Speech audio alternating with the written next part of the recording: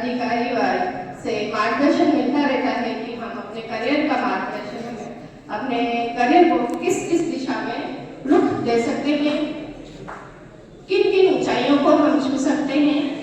इसी श्रृंखला में नववर्ष की शुरुआत पर आज हमारे बीच में मार्गदर्शन प्रदान करने के लिए मैं कार्यक्रम को आगे गति देते हुए सबसे पहले आमंत्रित करती हूँ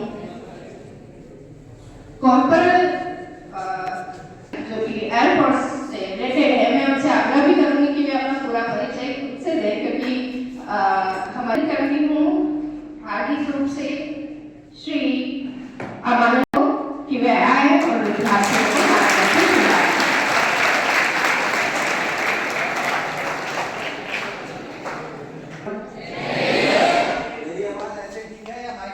माइक से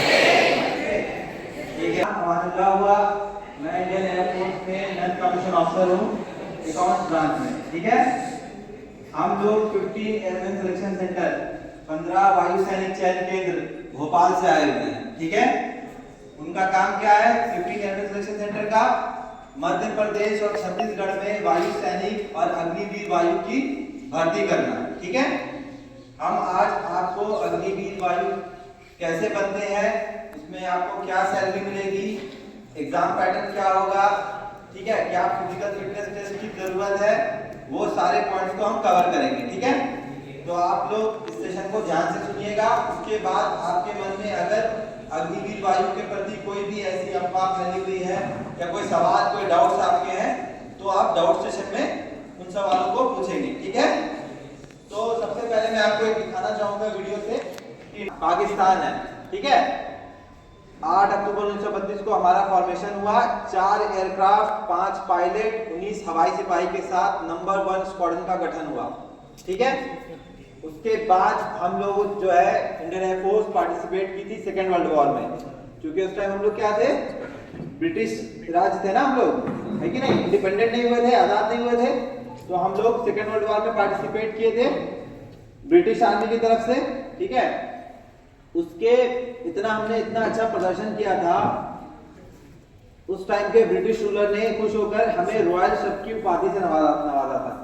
तो फिर वो क्या हो गए थे, हम लोग रॉयल इंडियन एयरफोर्स। आजादी के बाद हमने रॉयल शब्द की उपाधि को हटा दिया, क्योंकि हम लोग इंडिपेंडेंट हो गए, आजाद भारत हो गए ना। ठीक है, उसके बाद हम लोग 1965 का इंडो पाकिस्तान वार आजादी के बाद जो हुआ है उसमें पार्टिसिपेट किए। बॉर्डर मूवी देखी है सबने? 1971 का लोंगेवाला वार देखा ना आप लोगों ने, उसमें भी इंडियन एयरफोर्स ने पार्टिसिपेट किया। उसके बाद आपका कारगिल युद्ध हुआ 1999 में, है ना। 1999 के जो ऑपरेशंस किए इंडियन एयरफोर्स ने, उसका नाम रखा गया ऑपरेशन सफेद सागर। ठीक है ना। उसके बाद 2019 में बालाकोट एयर स्ट्राइक हुई, उसका नाम था ऑपरेशन बंदर। ठीक है, इस तरह से हमने ये सारी एक्सरसाइज में पार्टिसिपेशन किया।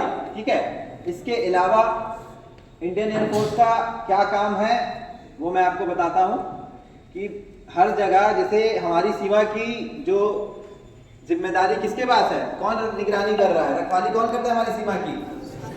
बीएसएफ करती है, इंडियन आर्मी करती है, एसएसबी करती है ना। उसी तरीका से हमारे जो हमारी भारत का नक्शा है उसके ऊपर एक एयर कंट्रोल स्पेस बनता है ना, एयर स्पेस बनता है सेम। उस एयर स्पेस की निगरानी और सुरक्षा किसकी जिम्मेदारी है? इंडियन एयरफोर्स की। कोई भी जहाज अगर हमारी सीमा में घुस रहा है तो उसकी जानकारी हमें होती है और वो हमसे परमिशन लेता है, चाहे वो सिविल एयरक्राफ्ट हो या मिलिट्री एयरक्राफ्ट हो। ठीक है, कहीं बाढ़ आ गया है, ठीक है, कहीं लोग फंसे हुए हैं, उनको एयरलिफ्ट करना है, वो किसका काम है? इंडियन एयरफोर्स का। ठीक है, सर निर्मलजीत सिंह शेखावत सर, ठीक है, इनको परमवीर चक्र मिला है इंडियन एयरफोर्स में। एक इकलौते अफसर जो है इनको परमवीर चक्र मिला है, वो है फ्लाइंग अफसर निर्मलजीत सिंह शेखावत सर। 1971 के इंडो पाक वॉर में पाकिस्तान के 6 एयरक्राफ्ट ने श्रीनगर एयरबेस पे बॉम्बिंग करके रनवे को तोड़ दिया था। उसके बावजूद फ्लाइंग अफसर निर्मलजीत सिंह शेखावत सर ने उसी टूटे हुए रनवे से अपने एयरक्राफ्ट को एयरबॉर्न किया और पाकिस्तान के 2 जहाज मार गिराए, पर दुर्भाग्यवश इनका भी जहाज क्षतिग्रस्त हुआ और बट इनकी लाश मिली नहीं। बहुत खोजा गया इंडियन आर्मी, इंडियन एयरफोर्स ने, बट इनकी लाश मिली नहीं। ठीक है, ये है फाइटर फ्लीट। फाइटर फ्लीट, अब जैसे मैं टाइप ऑफ एयरक्राफ्ट के बारे में बताऊंगा। टाइप ऑफ एयरक्राफ्ट से क्या समझ रहे हैं आप कि जैसे गाड़ियों के प्रकार होते हैं उसी तरीके से एयरक्राफ्ट के भी प्रकार होते हैं। फाइटर शब्द का क्या मतलब है, आपस में बातें नहीं। फाइटर शब्द का क्या मतलब होता है, लड़ाकू। तो ये एयरक्राफ्ट जो है, जो आप देख रहे हैं तस्वीर, ये है फाइटर फ्लीट, है ना, लड़ाकू विमान। यानी इसका इस्तेमाल किसमें होगा, जंग के समय होगा। सबसे पहली तस्वीर आप देख रहे हैं MiG-29 जैगवार LCA तेजस। पता है ना तेजस किसने बनाया है, भारतीय निर्मित है, ये इंडिया ने बनाया है, हिंदुस्तान एरोनॉटिकल लिमिटेड ने बनाया है इसको। ठीक है, LCA तेजस, लाइट कॉम्बैट एयरक्राफ्ट तेजस। राफेल हमने किससे खरीदा है, फ्रांस से खरीदा है। ठीक है, ये 5th जनरेशन का लेटेस्ट फाइटर एयरक्राफ्ट है। मिराज, MiG-21, सुखोई 30, ये सारी हमारी क्या है, फाइटर फ्लीट है। नेक्स्ट, ये है ट्रांसपोर्ट फ्लीट। ट्रांसपोर्ट से आप क्या समझते हैं, या तो वॉरलोड को या सामान को या इंसान को एक जगह से दूसरी जगह ले जाने के लिए किसका इस्तेमाल करते हैं हम लोग, ट्रांसपोर्ट फ्लीट का। ठीक है, अब अगर सियाचिन पे हमें लॉजिस्टिक सामान यानी राशन पानी या हथियार पहुंचाने, जो हमारी वहां यूनिट है सियाचिन के ऊपर, ग्लेशियर के ऊपर, तो हम किसका इस्तेमाल करेंगे, इन ट्रांसपोर्ट फ्लीट का। ठीक है, इसमें आता है AN-32, इम्ब्रेयर, IL-78, C-17, Dornier, C-130 और आपका IL-76, है ना। IL-76 को गजराज बोलते हैं। गजराज मतलब क्या होता है, हाथियों का राजा। राज मतलब राजा, हाथियों का राजा। क्यों बोला जाता है इसको, क्योंकि उसकी लोड उठाने की क्षमता बहुत ज्यादा है। अभी ट्रांसपोर्ट एयरक्राफ्ट और आपका फाइटर एयरक्राफ्ट, उसको उड़ने के लिए किसकी जरूरत होगी, रनवे की। पर बहुत सारी जगह ऐसी है जहां पर रनवे मौजूद नहीं है, तो उन जगह पे हम लोग पहुंचने के लिए किसका इस्तेमाल करेंगे, हेलीकॉप्टर का। ठीक है, तो इसमें सबसे पहले आता है चीता, चेतक, अपाचे, LCH प्रचंड, चिनूक, Mi-26, Mi-17, Mi-35। इसमें भी हेलीकॉप्टर भी 3 प्रकार के होते हैं, एक जो ट्रांसपोर्टेशन के काम आते हैं, एक हमारे होते हैं फाइटर हेलीकॉप्टर, और एक होते हैं सर्विलेंस वाले जो निगरानी रखने के काम आते हैं। जो सबसे पहली तस्वीर आप देख रहे हैं ना, चीता, चीता किसके काम आ रहा है, उसमें सिर्फ 2 ही लोग बैठते हैं, ये निगरानी रखने के काम में आता है। ठीक है, अपाचे और आपका LCH प्रचंड और Mi-35, ये तीनों आपके फाइटर हेलीकॉप्टर है। आपको दिख रहा होगा ना, गन और उसके बनावट में फर्क है ना। ठीक है, और आपका चिनूक जो है ये ट्रांसपोर्ट हेलीकॉप्टर है। ठीक है, अभी और एक नेक्स्ट स्लाइड। अभी जैसे मैंने बताया कि हमारा इंडियन एयरफोर्स का रोल क्या है ना, हमारे फॉर्मेशन का क्या मतलब है, क्या काम करते हैं हम।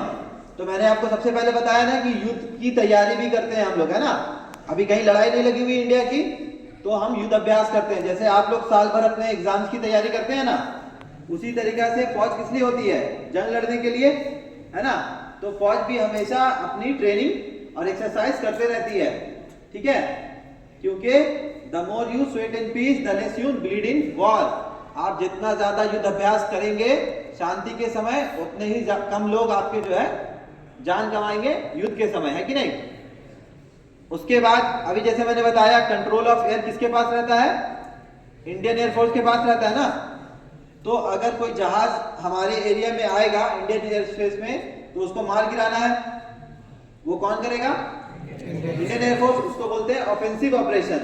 अगर कोई एयरक्राफ्ट आया है हमारे ऊपर बॉम्ब गिराने के लिए, तो उसको रोकना भी है, उसको भगाना भी है, तो वो हुआ डिफेंसिव ऑपरेशन। ये दोनों ऑपरेशन एयर स्पेस में कौन करता है, इंडियन एयरफोर्स।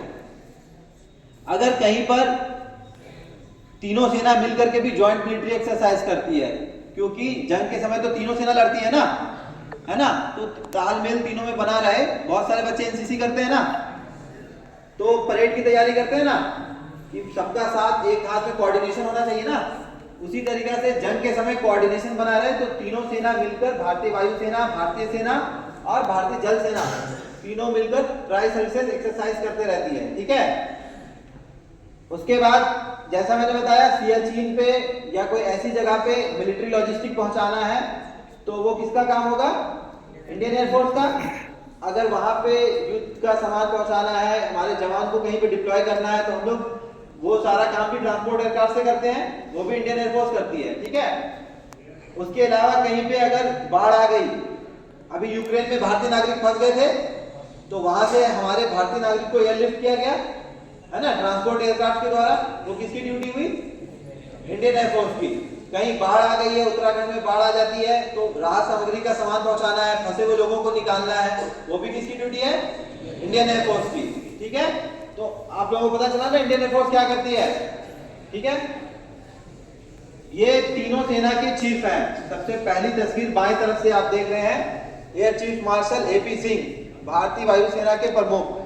दूसरी तस्वीर आप देख रहे हैं, एडमिरल दिनेश के त्रिपाठी, ये इंडियन नेवी, भारतीय जल सेना के प्रमुख। सबसे आखिरी तस्वीर आप देख रहे हैं, जनरल उपेंद्र द्विवेदी सर की, ये है भारतीय थल सेना के प्रमुख, ठीक है।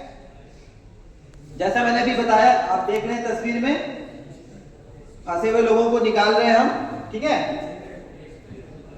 एयर सर्वेलेंस, ड्रोन का नाम सुना आप लोगों ने, सब बच्चों ने। आप पहली तस्वीर देख रहे हैं ना, यूएवी क्या होता है? अनमैन्ड एरियल व्हीकल, जिसका नाम हिरॉन आपको लिखा हुआ दिख रहा है ना, ये इजरायली निर्मित यूएवी क्या है? ड्रोन का बड़ा भाई कह लीजिए उसको, है ना, बड़ा रूप ड्रोन का। इसको आप दिल्ली में बैठे बैठे कन्याकुमारी से लेके कश्मीर तक उड़ा सकते हैं, सैटेलाइट से, सिग्नल की मदद से, ठीक है। इसको उड़ाने के लिए कोई पायलट की जरूरत नहीं होती। 20,000 30,000 की फीट की ऊंचाई पे ये उड़ता रहेगा और किसी को पता भी नहीं चलेगा। ये भी हमेशा निगरानी करने के काम आता है ना, निगरानी रखने के, या बॉम्बिंग भी कर सकता है ये कहां से हमने परचेस किया है? इजराइल से। उसके नीचे आप देख रहे हैं अवैक्स, ठीक है, airborne warning and control system. वो जो बड़ा एयरक्राफ्ट है उसके ऊपर एक छतरी सी लगी है ना, वो छतरी एक रडार है। जब हम कहीं एयर स्ट्राइक करने जाते हैं दुश्मन के देश में, तो वहां भी रडार लगे हैं दुश्मन के। अगर जैसे ही आप उनके स्पेस में घुसेंगे, वो तुरंत जो है मिसाइल लॉक हो जाएगा आपके ऊपर, है ना, एयरक्राफ्ट पे। तो उनके रडार को जैम करना, सिग्नल को जैम करना, ये करता है अवैक्स, है ना। उसके आगे 3 जहाज दिख रहे हैं आपको, वो उसको स्कॉट करते हैं ताकि कोई दुश्मन का जहाज उनको ना मार गिराए। भारतीय वायुसेना है तो पूरे भारत में हम मौजूद हैं, ठीक है। ऐसा नहीं है कि सिर्फ भोपाल में है, चाहे कि कोई भी इलाका हो, कहीं भी हो, पूरे इंडिया में कहीं भी किसी को भी जाना पड़ सकता है।